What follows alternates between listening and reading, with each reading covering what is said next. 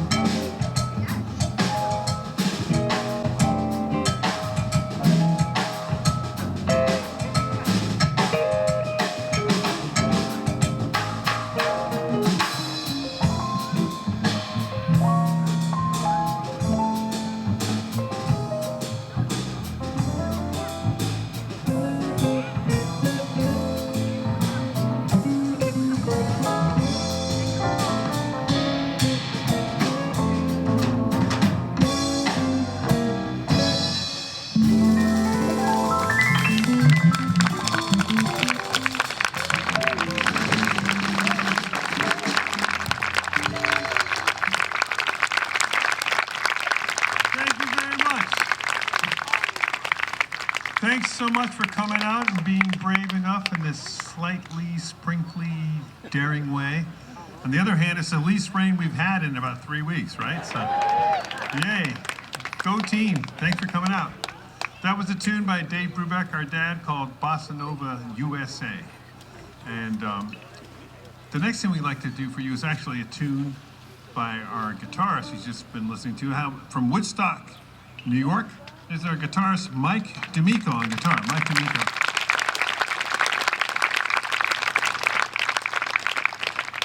And on keyboards is a gentleman that we've known. I mean, Mike and Dan have been playing together for 30 or 40 years, you know, different groups like the Dolphins and the Brubeck Brothers Quartet.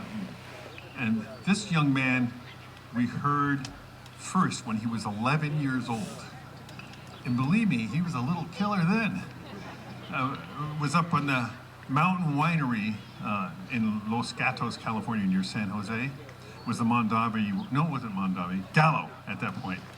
And his mother introduced me to him, and I remember that we were in that big room. I was warming up on trombone with those giant oak casts about as big as this whole shell.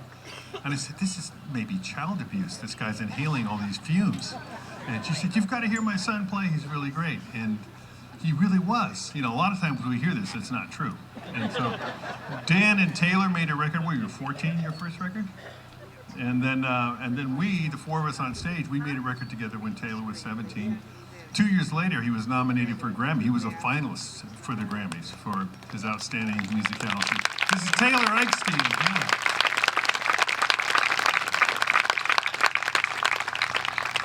And then by process of elimination, you're probably going, well, where are the Brubecks? Well, this guy I've known longer than when Taylor was young. I've known him all of his life. Yeah, poor lad, he said. He was, as my little brother, I know there's some children here. And, you know, maybe if there's one of you that's bound to be a percussionist in this lifetime, you'll be like my brother who used to take his rattles and stuff and bang them on the edge of the crib like they were ride cymbals when he was like 1 year old. And he's been doing that all of his life and has gone on to play beautifully well and know a lot of great musicians that were at our house all the time and grow up, as I did, to play with them, to play with Paul Desmond and Jerry Mulligan and all these guys and record with them. And it's been a great ride. He's produced a lot of cool records, a trio record we did with me and Dan and our father, and many records we've done as a family. This is Dan Brubeck on drums. Dan Brubeck.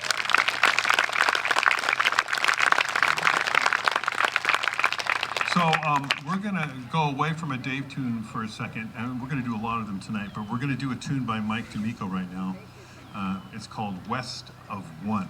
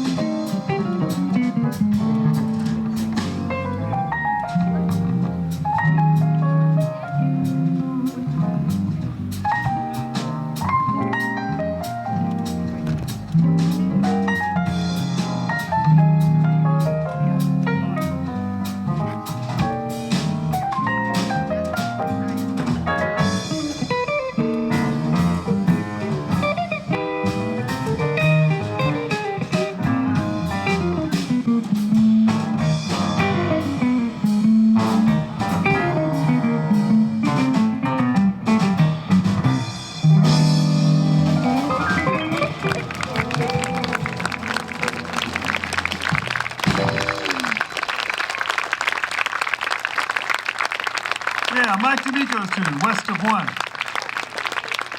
Mike? We'd like to continue with a tune by Dave Brubeck. It's from his most famous recording, the one that helped us go to college. That is the little college we went to because we were on tour with him all the time. But from the legendary recording Time Out. And this is a tune written for her sister. As a little girl, she used to twirl through the room about 5 years old in a little pink tutu. And he wrote this tune for her called Kathy's Waltz. This is a tune that we recorded on our CD called Lifetimes. And we're very happy to tell you that our CDs have done really well on jazz radio, been in the top 3 for several months at a time. And Taylor actually has a brand new record out as well called Tree Falls. I think it's just becoming physically available. The business has changed. Now we have to talk about records that are physically available. You guys might go, like your grandchildren might go on a physical date sometime in the future. We actually were at a restaurant last night and I saw these 2 kids. They were obviously in love, these teenagers older teenagers, about 19. They were right next to it. There was a plexiglass window screen thing, so I could see them very clearly. And they spent most of the night looking at their phones, but they were on a date. So I wondered, this is the future. Anyhow, this tune goes into the past a little bit. We did it in kind of a different way. You guys are very astute musical audience, so you know that waltzes are in 3. But even the Dave Brubeck Quartet version of Kathy's Waltz actually began in 4. And the way we do it, it's in a style of 4 that didn't exist when this record was made in 1959. But we will eventually work our way into 3. So rest assured.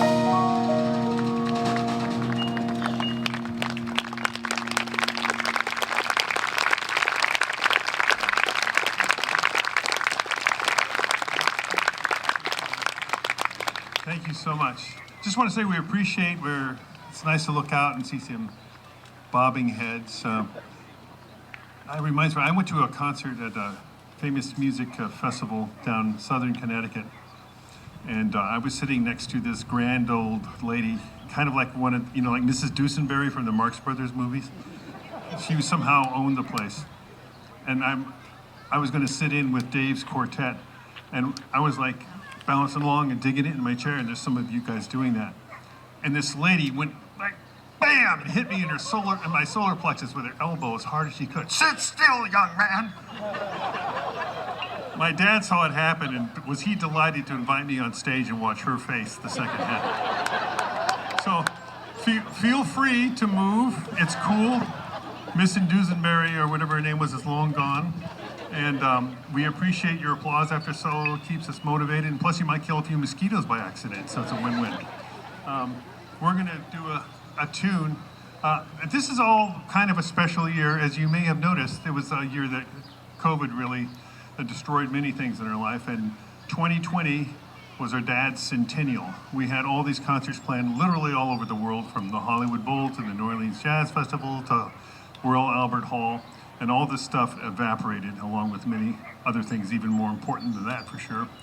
But this is all towards saluting my parents, and especially my dad in the 100th year. And my parents wrote a musical called The Real Ambassadors, based on their big State Department tour they did in 1958. In fact, our last CD was about that whole tour. It's material that was written during that tour, and the recording is called Timeline. But to give you a short glimpse of what that was about, is that the State Department discovered that the secret weapon against the communist bloc countries was actually the Voice of America broadcasting jazz. Can you imagine that?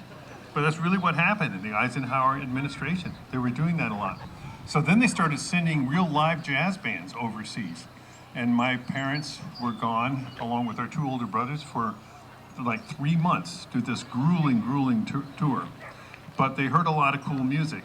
The bad part of that is here they are representing Uncle Sam and Dizzy Gillespie and Louis Armstrong and Duke Ellington, these kind of guys. We come back to the United States. Isn't America great? Aren't we wonderful? Jazz is freedom, except you can't stay at the same hotel when you get back to the United States. So that drove my parents crazy. So they wrote this musical called The Real Ambassadors. And Louis Armstrong starred in it, along with a great jazz singer named Carmen McRae. And this is a song that is just a happy, wonderful jazz tune. You probably have never heard it before, but it's a duet between those two guys.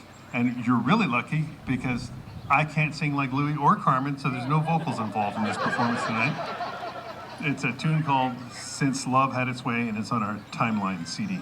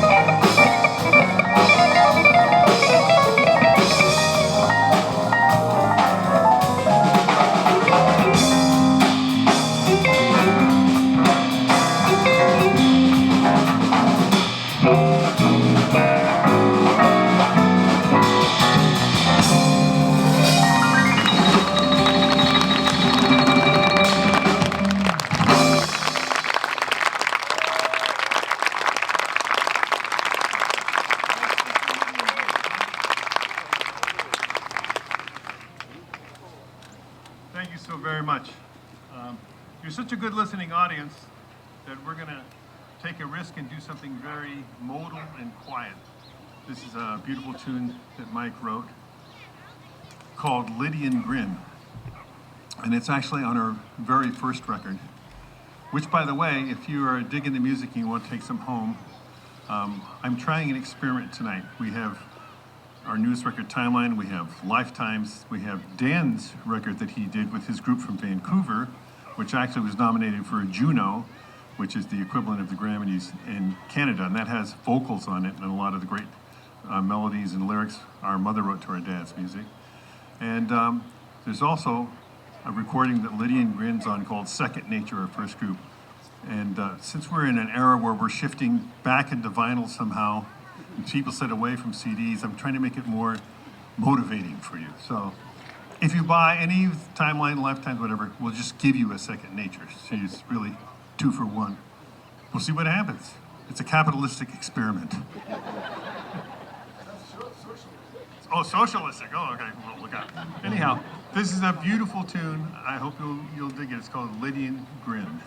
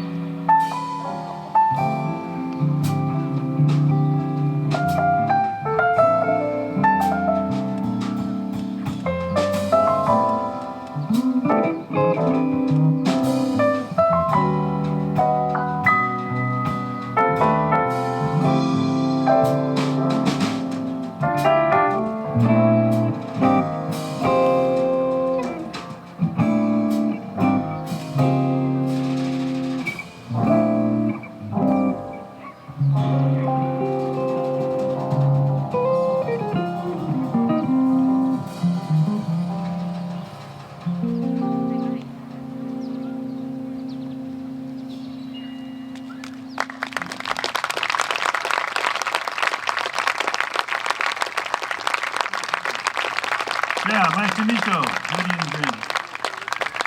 Thank you so much. It's so much fun to play music live after 15 months of these air pilots being grounded.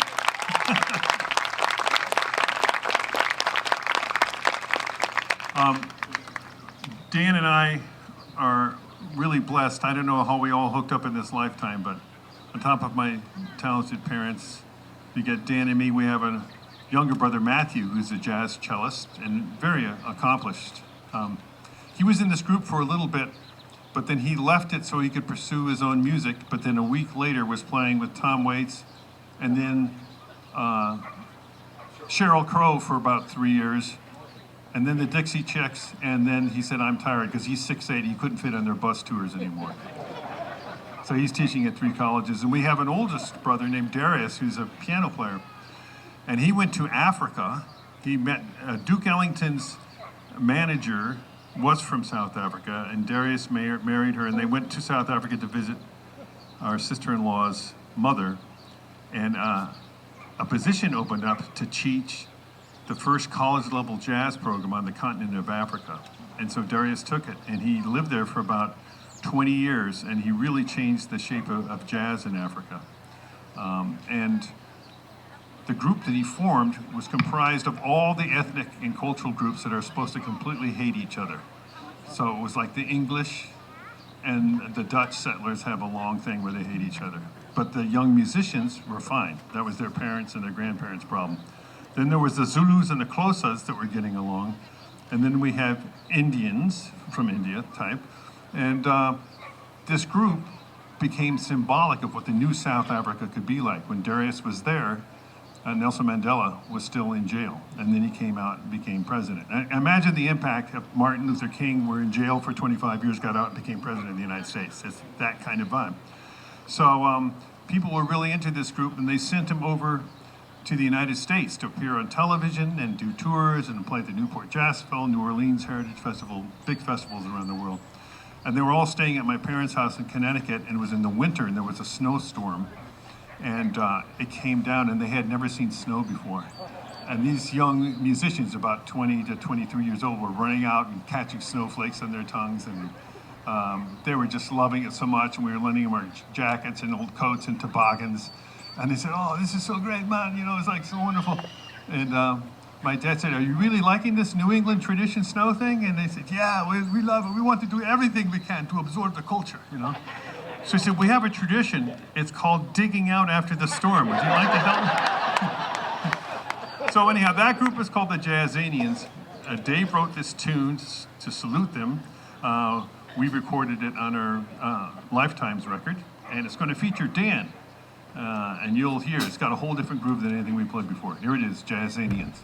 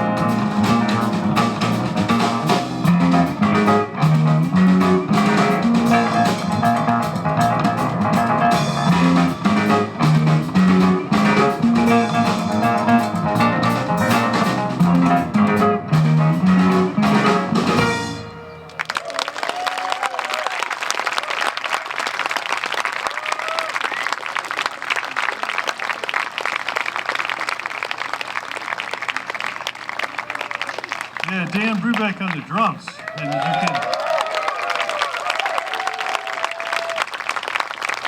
you might guess, it would be wise of us to slow it down for a second.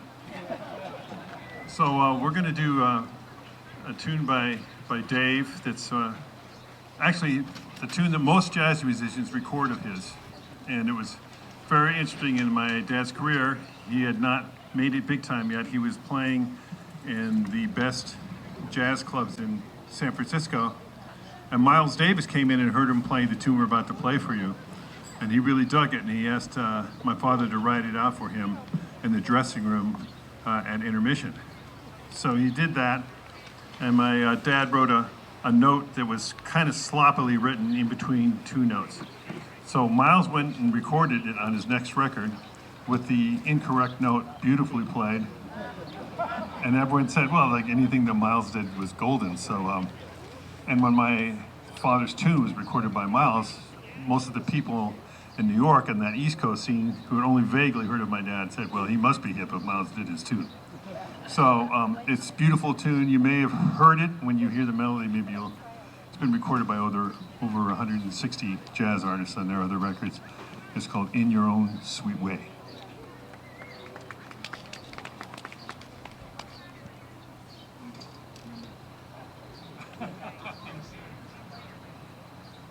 Any young brass players out there, I want to tell you, don't do what I'm doing. Play without warming up.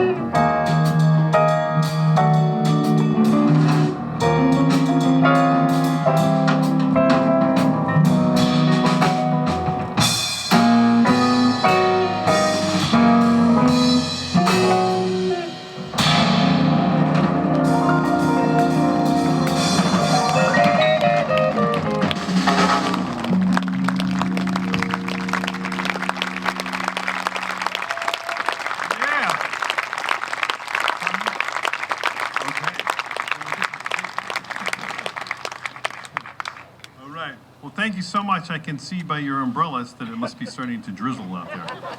So we're going to cut our concert a little shorter so that you don't drown. And so I'll tell you what, we're going to feature everyone. We'll play one more tune for you that I know you're probably dying to hear. This is Take 5. And we do it kind of in a second line New Orleans style, and that started when Dan and I played with Jerry Mulligan and Dave at the Montreal Jazz Festival. We fell into it, and Jerry loved it. So if you don't like this approach, it's all Jerry Mulligan's fault, that rascal.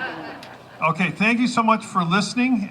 You've been a wonderful audience to play for. We appreciate your brave jazz fandom out there, for listening, supporting live jazz everywhere. Thank you so much. Thank you to everyone that helped us put this show together, the sound crew, the lighting crew, Lisa Hackman, and everyone in the Pappas Park, too. Thank you so much.